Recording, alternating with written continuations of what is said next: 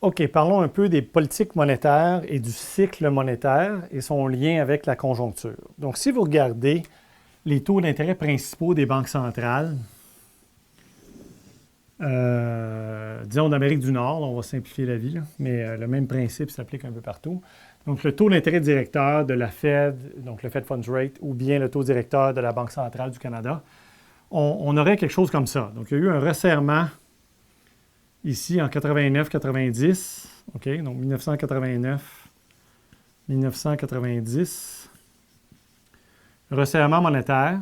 Ensuite, ils ont diminué les taux, OK.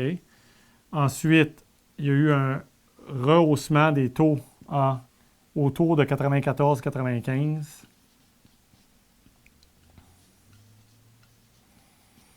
Ensuite, stable. Ensuite, une petite hausse à partir d'à peu près 1998, 1999 dans ce coin-là.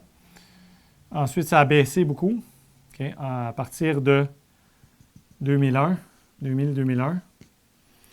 Ensuite, bas. Ensuite, rehaussement considérable, pas jusqu'au plus haut, mais autour de, c'était quoi? C'était 2006 à peu près, là, qui ont 2006-2007.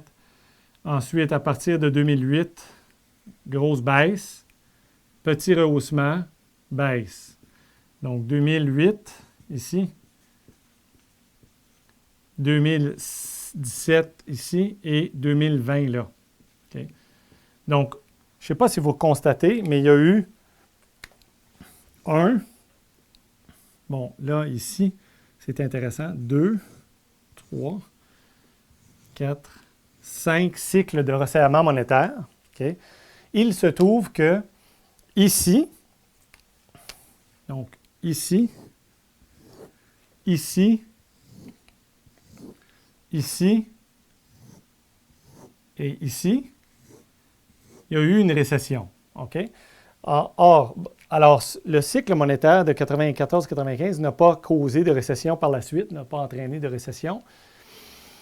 Mais généralement, un resserrement monétaire précède une récession. OK? Donc, très souvent.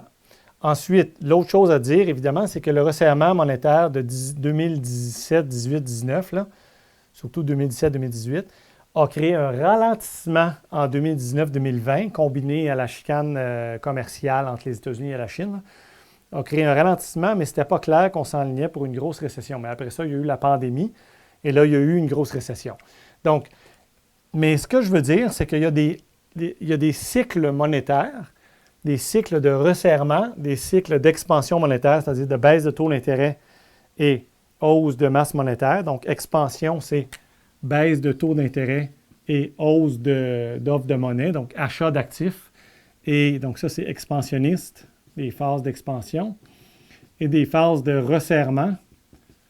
Les phases de resserrement monétaire, c'est des phases de hausse de taux d'intérêt et de baisse d'offre de monnaie, donc arrêt ou même réduction de détention d'actifs financiers à la Banque centrale. Donc, les banques centrales créent effectivement des effets dans le cycle qui sont quand même non négligeables, n'est-ce pas? Donc, lorsqu'il y a eu un resserrement ici, ça a créé une récession par la suite. Alors là, il y a des débats, est-ce que ça a vraiment créé ou la récession serait quand même arrivée? Là, c'est une longue histoire. Là. Mais on va supposer, là, pour les besoins de la cause, qu'il y a plusieurs des resserrements qui ont effectivement, on va dire, accéléré ou aidé beaucoup un ralentissement qui n'aurait pas eu lieu ou bien qui est en train d'avoir lieu puis qui l'ont exacerbé. OK? Et donc, c'est bon de suivre où on en est avec la Banque centrale, n'est-ce pas? Mais là, vous pourriez dire, ah, OK, bien, chaque fois que la Banque centrale est en train d'augmenter ses taux, moi, je sors du marché boursier. Mais là, ce n'est pas clair comme ça. Parce que ça, ce cycle de resserrement-là peut durer 3 ans. Là. Si vous, pendant ces 3 ans-là, peut-être que les indices boursiers vont continuer à augmenter pareil. Là.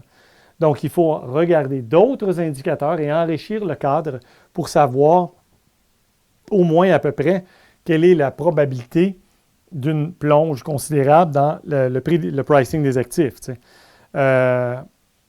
Vous constaterez aussi qu'à chaque fois, le pic est de plus en plus basse parce que l'inflation est de plus en plus basse. Donc là, ça dépasse le cadre d'une présentation comme ça. Là. Mais il y a eu ça, c'était un programme de désinflation. Et là, donc là, ça baisse le taux neutre, le taux d'intérêt neutre. Mais bref, le taux auquel ils arrêtent d'augmenter baisse lui-même. Donc, c'était autour de, je ne me souviens plus trop, là, très élevé, 10, 12, 14, là, dans ce coin-là. Après ça, c'était 5, 6. Après ça, c'était 4, 5. Et là, c'était 2, 3. Et donc, le taux auquel ils arrêtent d'augmenter lui-même baisse. Mais l'important ici, c'est que la Banque centrale et la conjoncture, c'est intimement connecté. Il y a une espèce de cycle monétaire. Donc, il y a un cycle de resserrement monétaire, un cycle d'expansion monétaire, et ça va un peu avec le cycle de crédit. Vous pouvez regarder l'expansion du crédit ou la contraction du crédit ou la croissance du crédit, de l'octroi de crédit dans l'économie, à la fois bancaire, donc immobilier et tout, là, et le crédit immobilier, etc., donc les hypothèques et tout. Donc, c'est influencé par ces cycles-là. Tu sais. Donc, lorsque la Banque centrale baisse ses taux, bien évidemment, elle essaie de donner plus de facilité de crédit et donc d'augmenter la capacité d'accélérer l'activité économique. OK? Et donc, c'est important d'avoir en tête tout le temps à la fois la position de la Banque centrale actuelle, son ton pour ce qu'elle compte faire prochainement, et situer tout ça avec le reste de la conjoncture puis l'écart au potentiel, OK? Et les pressions inflationnistes. All right? Donc, ça, c'est pour le cycle monétaire et son lien avec la conjoncture économique.